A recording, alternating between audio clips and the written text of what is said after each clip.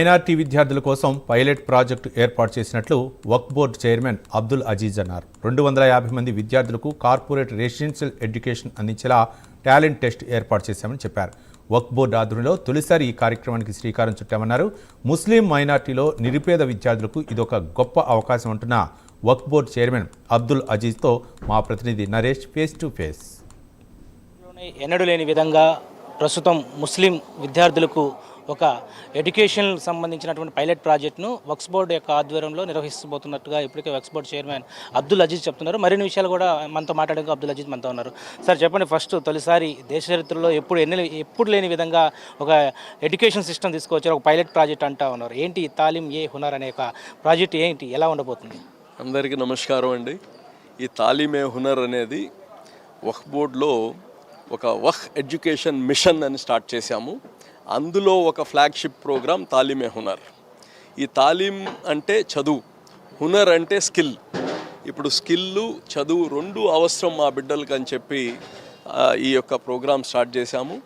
అయితే పైలట్ ప్రాజెక్ట్గా 250 మంది పిల్లలకి కార్పొరేట్ రెసిడెన్షియల్ ఎడ్యుకేషన్ ఇవ్వాలి అనేది ఒక నిర్ణయం తీసుకున్నాము. ఎందుకంటే 10వ తరగతి దాకా మన గవర్నమెంట్ స్కూళ్ళు అన్నీ ఉన్నాయి. ఇంటర్మీడియట్కి వచ్చినప్పుడు వాళ్ళు చాలా అక్కడ ఇబ్బంది పడుతున్నారు. ఈరోజు 250 పిల్లలకి మేము చదివియాలని ఈ 10వ క్లాస్ ఇప్పుడు ఈ ఇయర్ ఎవరైతే పాస్ అయ్యారో వాళ్ళని మెరిట్ స్టూడెంట్స్ అంటే 75% వచ్చిన వాళ్ళనే అప్లై చేయమన్నాము. 7392 మంది మెరిట్ స్టూడెంట్స్, డిస్టింక్షన్ పైన వచ్చిన వాళ్ళు 598, 597, 596 వీళ్ళే ఎక్కువ మంది ఉన్నారు. సో ఈ టాలెంటెడ్ పిల్లలకి ఈ యొక్క ఎగ్జామ్ పెట్టి వాళ్ళల్లో 250 మందిని తీసుకోవాలనుకున్నాం. దాంట్లో 33% అమ్మాయిలకి రిజర్వేషన్ పెడితే విచిత్రం ఏంటంటే 56% అమ్మాయిలు దీంట్లో అప్లికేషన్ వేశారు. 56% మోర్ దెన్ బాయ్స్. చాలామంది తల్లిదండ్రులు నాకు చెప్పారు, 10 జిల్లాల్లో కానీ ఎగ్జామ్స్ పెడుతున్నాము.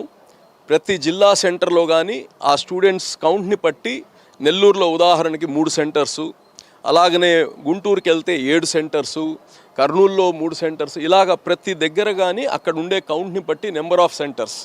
ఈ 10 జిల్లాలు కానీ అనంతపూరు, కర్నూలు, నంద్యాల, కడప, తిరుపతి, నెల్లూరు, గుంటూరు, విజయవాడ, రాజమండ్రి అండ్ వైజాగ్ ఈ అన్ని దగ్గరలో పెడుతున్నాము. దాదాపు 360 మంది ఇన్విజిలేటర్స్ని కానీ ఏర్పాటు చేసుకున్నాము. చాలా ట్రాన్స్పరెంట్గా, చాలా విత్ స్ట్రిక్ట్ రూల్స్తో కానీ ఈ ఎగ్జామినేషన్ కానీ కండక్ట్ చేయబోతున్నాం.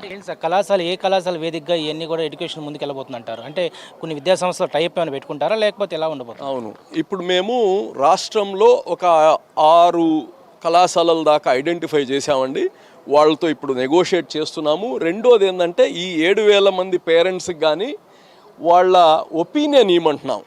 వాళ్ళ ఆల్రెడీ వాళ్ళ బిడ్డల్ని చదివేయాలనుకుంటున్నారు కాబట్టి వాళ్ళకి బెస్ట్ ఇన్స్టిట్యూషన్ ఏది, ఎక్కడ వసతులు బాగున్నాయి, ఎక్కడ చదువు బాగుంది, వాళ్ళ ఒపీనియన్. అంటే వాళ్ళు అడిగింది మేము ఇస్తామని కాదు, ఈ ఓవరాల్ 7000 మంది ఒపీనియన్ కానీ తీసుకొని ఆ యొక్క కాలేజెస్తో నెగోషియేట్ చేసి బెస్ట్ ప్రెమిసెస్ వీళ్ళకి వదిలేయడం వరకే కాదు, వీళ్ళకి ఒక డాష్ బోర్డ్ క్రియేట్ చేస్తున్నాము. ప్రతి ఒక్క పిల్లవాడు యొక్క వాళ్ళ డైలీ యాక్టివిటీసు, వాళ్ళ ఎగ్జామినేషను, స్పెసిఫిక్గా ఒక ఎగ్జిక్యూటివ్ ఆఫీసర్ని వేస్తున్నాము.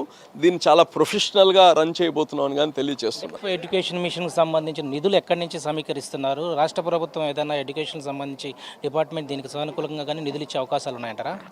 ఒకటండి, ఈ ఇమ్మీడియట్ ఈ ప్రాజెక్ట్కి ఏదైతే మా యొక్క దర్గాలు, మసీదులు, ఏదైతే మా ఇన్స్టిట్యూషన్స్ ఉన్నాయో వారి యొక్క సర్ప్లస్ ఫండ్స్ జనరల్గా వాళ్ళు ఒక ఇన్స్టిట్యూషను వాళ్ళు కొన్ని వెల్ఫేర్ యాక్టివిటీస్ చేసుకుంటూ ఉంటారు, భోజనాలు తినిపించడమనో ఇంకేదో చేస్తూ ఉంటారు. అలా కాకుండా ఎడ్యుకేషన్ పైన ఎక్కువ కాన్సన్ట్రేట్ చేయాలని వాళ్ళందరితో మాట్లాడి ఈ యొక్క ఇన్స్టిట్యూషన్స్లో వచ్చే సర్ప్లస్ ఫండ్స్తో దీన్ని చేస్తున్నాము. అంటే దీన్ని మేము చాలా పెద్దగా స్కేలప్ చేయలేము, అందుకోసమే దీన్ని పైలట్ ప్రాజెక్ట్ అంటున్నా.